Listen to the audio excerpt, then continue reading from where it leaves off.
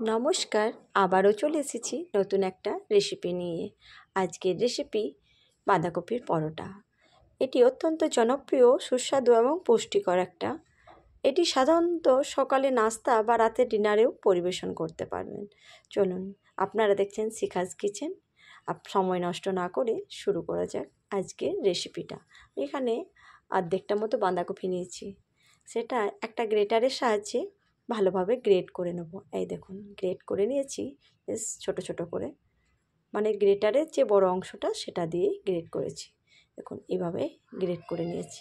এবার এটা জল দিয়ে ভালো করে ধুয়ে নেব। আমি কিন্তু বাঁধাকপিটাও আগে ধুয়ে নিয়েছিলাম, কিন্তু তাও আরেকবার ধুয়ে নেব।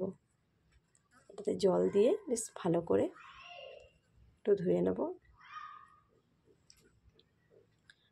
তারপর জল থেকে এভাবে নিংড়ে নিতে হবে বেশ ভালো করে, দেখুন যাতে জল না থাকে, শুকানোভাবে। এই যে এইভাবে সমস্ত বাঁধাকপিগুলো এভাবে জল থেকে তুলে নিংড়ে নেব।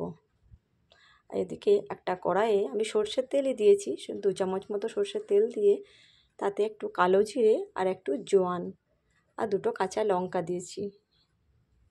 এটা একটু ফ্রাই হয়ে গেলে ওই যে বাঁধাকপিটা গ্রেট করে রেখেছিলাম সেই বাঁধাকপিটাও এর মধ্যে দিয়ে দেবো। এবার বেশ একটু উলট পালট করে ভেজে নেব। গ্যাসের ফ্লেমটা কিন্তু হাই করে রাখতে হবে, কারণ বাঁধাকপি থেকে যেন জল না ছাড়ে। আমি কিন্তু কোনো লবণ বা হলুদ এখনও পর্যন্ত অ্যাড করিনি। বাঁধাকপিটা এভাবে ঝুড়ো ঝুড়ো হবে। গ্যাসের ফ্লেমটা লো করে দিলে বাঁধাকপি থেকে জল ছেড়ে দেয়, সেই জন্য গ্যাসের ফ্লেমটা হাই রাখতে হবে। তারপর একে একে 1 চামচ লবণ, 1 চামচ মতো লঙ্কা গুঁড়ো আর 1 চামচ মতো হলুদ দিয়ে দিলাম। এটাও বেশ ভালোভাবে নাড়িয়ে চাড়িয়ে নেব। গ্যাসের ফ্লেমটা কিন্তু হাই রাখতে হবে, হাই করে এভাবে ভেজে নিতে হবে। দেখুন গ্যাসের ফ্লেমটা হাই ছিল, যার জন্য বাঁধাকপি থেকে কোনো জল বেরোয়নি। এভাবে বাঁধাকপিটা বেশ আধ ভাজা হয়ে যাবে, তখন কিন্তু এর মধ্যে 1 চামচ মতো সবজি মশলা অ্যাড করে দিলাম।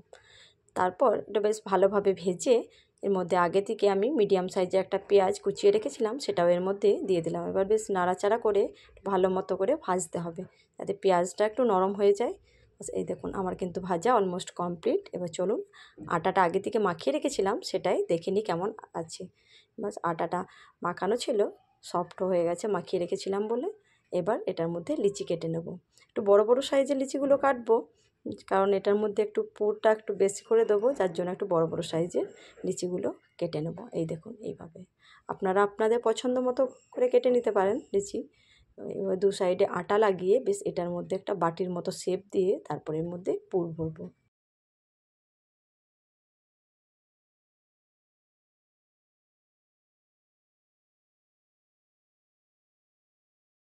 হাতে করে এইভাবে ঘুরিয়ে ঘুরিয়ে বানালেই দেখবেন বাটির মতো শেপ চলে আসবে।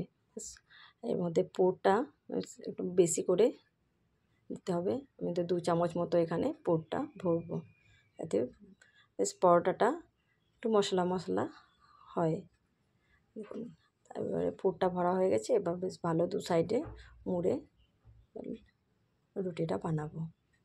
তখন এইভাবে মুড়ে নিতে হবে।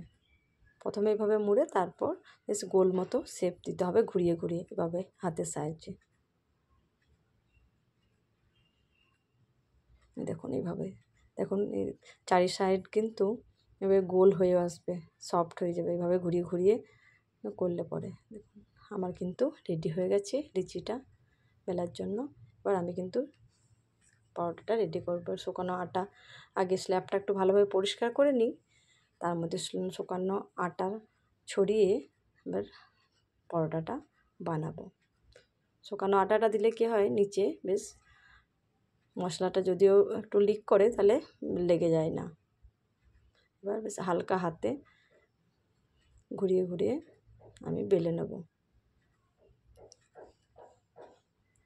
দেখুন এইভাবে কোথাও কিন্তু বেরিয়ে যায়নি 2 সাইডটা। এই দেখুন, এবার এটা সেঁকে নেওয়া যাক। তাওয়াটা আগে থেকে গরম করতে দিয়ে দিয়েছিলাম, তারপর এবার সেঁকে নেব। 2 পিঠ ভালোভাবে শুকনো অবস্থায় সেঁকে নেব। তারপর এর মধ্যে ঘি বা তেল যে কোনো কিছু, আমি ঘি দিয়ে সেঁকেছি, আপনারা চাইলে তেল দিয়েও সেঁকতে পারেন। আমি বেশ ভালোভাবে একটু খড়া খড়া করে সেঁকে নেব, 2 পিঠ উলট পালট করে। দেখুন আমার কিন্তু একটা পরোটা সেকা হয়ে গেছে। এটা এবার সার্ভ করার জন্য প্লেটে রেখে দিই। এভাবে বাকিগুলোও কিন্তু আমি বানিয়ে নেব। দেখুন আমার পরোটা কিন্তু অলমোস্ট রেডি হয়ে গেছে। আমার রেসিপিটা আপনাদের কেমন লাগলো অবশ্যই জানাবেন, আর বাড়িতে একবার হলেও বানিয়ে দেখবেন। আর আমি এখানে পরোটার সাথে খাওয়ার জন্য বাদামের চাটনি বানিয়েছি। আমার রেসিপিটা আপনাদের কেমন লাগলো অবশ্যই কমেন্টে জানাবেন। আর হ্যাঁ, যদি রেসিপিটা ভালো লাগে তাহলে অবশ্যই চ্যানেলটাকে সাবস্ক্রাইব করবেন। চলুন আবার দেখা হচ্ছে নতুন একটা রেসিপি নিয়ে। ভালো থাকবেন, সুস্থ থাকবেন, টাটা।